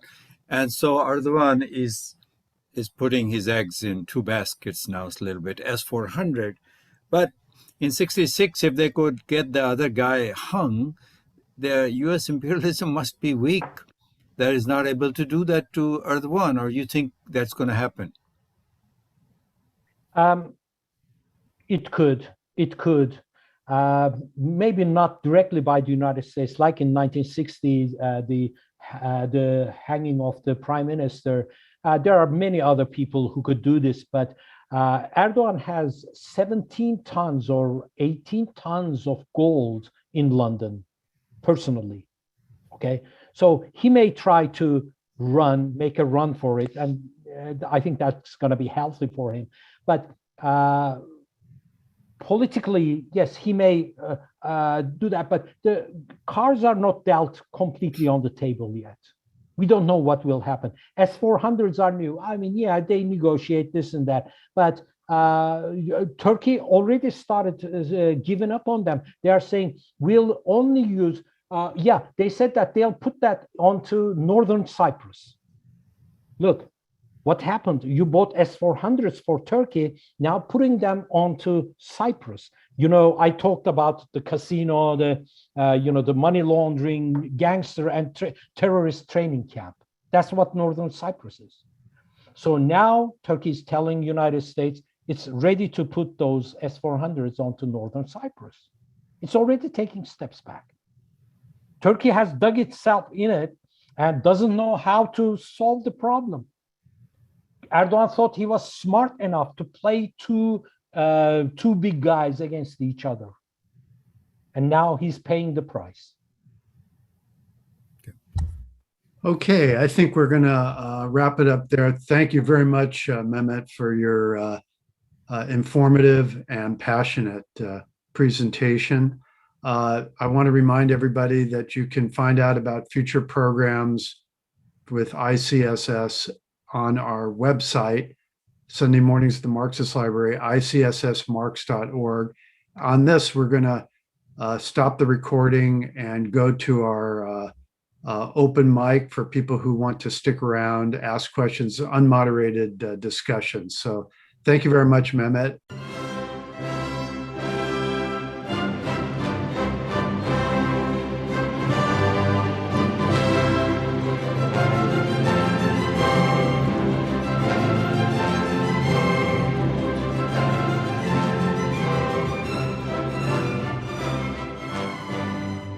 Institute for the Critical Study of Society at the Nebo Proctor Marxist Library receives no corporate funding, nor do we have any paid staff. We rely on the support of working class folks that share our commitment to the socialist legacy of Karl Marx. We continue to need funds to meet necessary expenses. Since we can no longer pass the hat at our in-person forums, please send contributions to our treasurer, either online via PayPal or by check. The PayPal ID is ICSS Sunday, SUNDAY, @yahoo.com, and the name is Richard Fallenbaum.